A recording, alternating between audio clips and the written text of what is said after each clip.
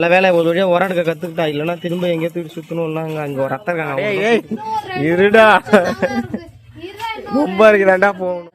ஆமா முகம் பார்க்க ஆரம்பிச்சிட்டாங்க மேடம். ட்ரெஸ் பார்த்தாலும் அமைதியாயிக்கிறா. அதெல்லாம் நிறுத்தினதுக்கு அப்புறம் போயிட்டு வரணுங்க. ஆனா போட்டா பரவாயில்ல, ஒரு 2 வருஷத்துக்கு வெளியே வராம இருக்கு. எல்லாரும் எப்படி இருக்கீங்க? டே ரொட்டீன் வீடியோ போட்டு நம்ம சேனல்ல வந்து ரொம்ப நாளாச்சு, இல்ல வருஷமா ஆயிடுச்சுங்க. அதான் இன்னைக்கு வந்து டே ரொட்டீன் போடலாம்னு முடிவு பண்ணிட்டோம். எங்களுக்கு என்ன வீடியோ இருக்குன்னு தெரியல, அதான் அப்படியே இந்த டே ரொட்டீனா கண்டினியூ பண்றோம்.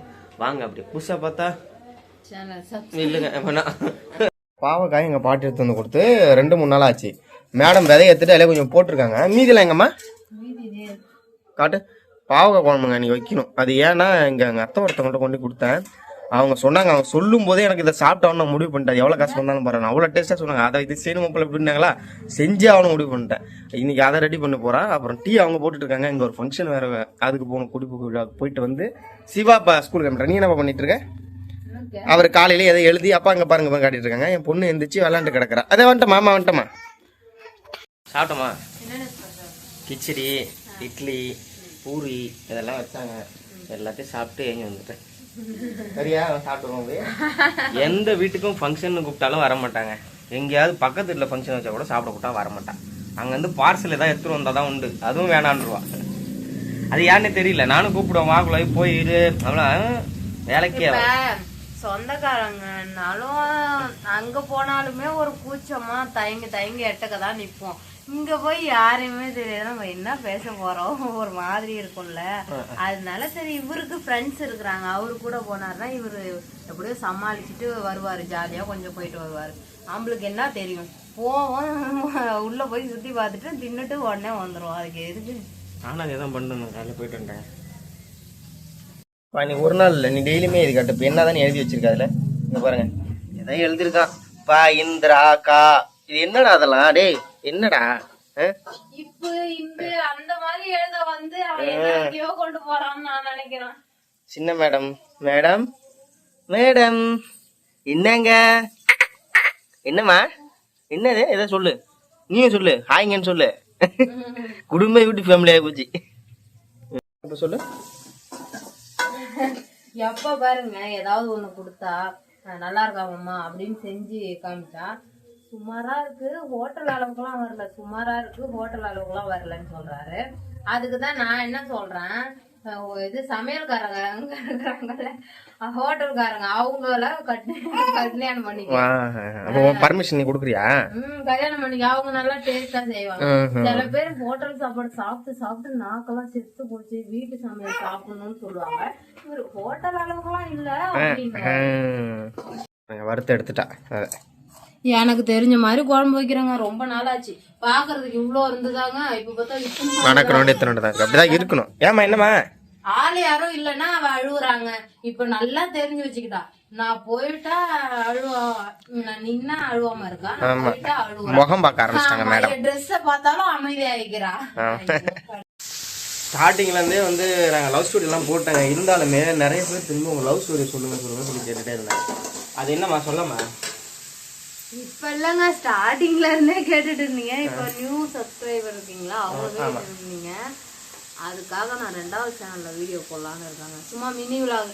அதுவும் இல்லாம ஃபர்ஸ்ட் டைம் வாய்ஸ் கொடுத்தான்னு வேற ஒரு வீடியோ போடுறதுன்னா பரவாயில்ல, நல்லா இருக்கு கலை, இந்த மாதிரி பேசுங்கன்னாங்களா. அதனால ஃபர்ஸ்ட் சேனல் இவருக்கு, 2வது சேனல் வேணா நான் ட்ரைன் பண்ணலாம், ட்ரைனிங் எடுத்துக்கிறேன். இது வந்து புள்ளாய் எல்லாம் கொஞ்சம் இதா இருக்கனால பயப்படுறா பெரிய சேனல்ல போடுறதுக்கு. அதே சின்ன சேனல்ல போட்டு நான் கத்துக்கிறேன் அப்படிங்கிறா. இவ எல்லாத்தையுமே கத்துக்கிட்டானா நம்ம எல்லாத்தையும் சொதப்புவேன். அதனால எல்லாமும் எனக்கு பேச வராது. நான் வந்து பேசும்போதே திக்கி பேசுவேன் அதிகமா. அதனால நான் 2வது சேனல்ல எடிட் பண்றது, வீடியோ எப்படி போற எல்லாம் கத்து கொடுத்துறா. நம்மளும் சொல்றேன் ஒரு முடிவுல இருக்கோம். அது என்னன்னு பார்க்கணும். அதோட முக்கியமா எங்க அம்மா தான் எங்களுக்கு எப்பவுமே புளி கொடுத்து விடுவாங்க. மரம் இருக்கா, அவங்கள்ட்ட இப்ப புளி இல்லையா, காலையிலேயே வந்து போன் அடிச்சு புளி எடுத்துருவாப்பா அப்படிங்கிறாங்க. நீ இடத்துல வந்து எல்லாத்தையும் அடியில் போட்டு வச்சிருக்கா. ஒரு 3-4 கிலோ கிடக்குங்க. இந்த வாட்டி மரம் இதாச்சுன்னா கண்டிப்பா போய் புளி எடுத்து வச்சுக்கணும். சிவா கிளம்பிட்டியா? இன்னைக்கு ரொம்ப லேட்டா கிளம்பிருக்க போல இருக்கு. இப்பெல்லாம் என்னன்னே தெரியலங்க, எப்படிதான் கிளம்பினாலும் லேட் ஆயிருது. அந்த அளவுக்கு வேலை. சிவா கொஞ்சம் காலைல பிஸியா இருக்காரு. அங்க பாரு, அடே இருடா ரொம்ப இருக்குதாண்டா போகணும். பிரேயர் இப்ப எத்தனை 9 மணிக்கு கொண்டு விடுறதா? பாடு. அது தெரியாது. ப்ரேயர் முடிஞ்சிடுமா? என்னடா சிவா அம்மாவுக்கு சொல்லி தடி. சிவா உனக்கு என்ன பீரியட் பிடிக்கும் ஸ்கூல்ல? எந்த பாடம் பிடிக்கும்? அது வந்து இவன் இப்படிதான் பண்றதுனால எனக்கு தமிழ், இங்கிலீஷ், மேத்ஸா, சயின்ஸா, சோசியலா? எதுப்பா பிடிக்கும்? தமிழ் இங்கிலீஷா? அது தெரியல, விவரம் தானே ஒன்றா போனால் சொல்லலாம். தெரியும். இன்னைக்கு எப்படியாவது அடிச்சு பிடிச்சி இந்த தென்னை மரத்தில் ஏறி தேங்காய் ஃபுல்லாக இறக்கணுங்க. மேலே நிறைய தேங்காய் கிடக்கு. ரொம்ப டேஞ்சராக இருக்குது, தலைகளில் விழுந்துருமோ. அது இல்லாமல் இறக்கி எண்ணெய் ஆடலான்னு எண்ணெய் ரெடி பண்ணணும். வீட்டில் தேங்காய் எண்ணெய் இல்லை, அப்புறம் ஏதாவது மீந்து எக்ஸ்ட்ரா இருந்தால் அப்படி யாரை கேட்குறவங்களுக்கு கொடுத்துடலாம் அப்படின்னு சொல்லிட்டு இன்றைக்கி ரெடி பண்ணுங்க. போயிட்டு வந்து ஏறணும். ஸ்கூலு எத்தனை மணிக்கு ஸ்கூலு? இப்போ போகணுமா? உடனே போகணுமா? ஏன் இப்போ கொஞ்சம் லேட்டாக போகுமே? கொஞ்சம் லேட்டாக போகும்டா. லேட்டாக போகுமா? ஏன்? சரிப்பா. இவன் கடைசி வரையும் இப்படியே இருந்தால் சந்தோஷங்க. இப்படியே இருப்பானான்னு தெரில. 12ஆம் முடிக்கிற வரையும் இல்லை கொண்டு விட்டு வந்துட்டாங்க. இன்றைக்கி வந்து ஜிஹெச் வரையும் போயிட்டு வந்தால் பரவாயில்ல. என்னமோ தெரியல, இடுப்புலாம் வலிக்குது. வயசான மாதிரி ஆயிடுச்சு. ரொம்ப எந்த ஒரு இதுவுமே பண்ண முடியல. உடம்பே சரியில்லை ஒரு 2-3 நாளாகவே. அதனால் போயிட்டு வரலான்னு இருக்கேன். நேற்று நான் வந்து இங்கே ப்ரைவேட்டு தான் போகலாம் பார்த்தேன். எதுக்கு அங்கே போயிட்டுன்ட்டு இங்கே போய் செக்கப் பண்ணிட்டு தான் வரணும். அப்புறம் வேலையெல்லாம் முடிச்சிட்டியா? இல்லைங்க, அவ தூங்குறான்னு நினச்சா ரொம்ப நேரம் சார் நான் படுத்துருந்தேன். அவ்வளோ சீக்கிரம் கத்த மாட்டா. நேற்று திரும்ப உரம் வந்துச்சுங்க. 2-3 வாட்டி உரம் வருது. நேற்று மட்டுமே 3 வாட்டி உரம் வச்சிருக்கா. நல்ல வேலை ஒரு வழியாக உரம் எடுக்க கற்றுக்கிட்டா. இல்லைன்னா திரும்ப எங்கேயோ தூக்கி சுற்றணும். இல்லை அங்கே ஒரு அத்தை இருக்காங்க, அவங்கள்ட்ட தான் தூக்கிட்டு போயிருக்கணும்.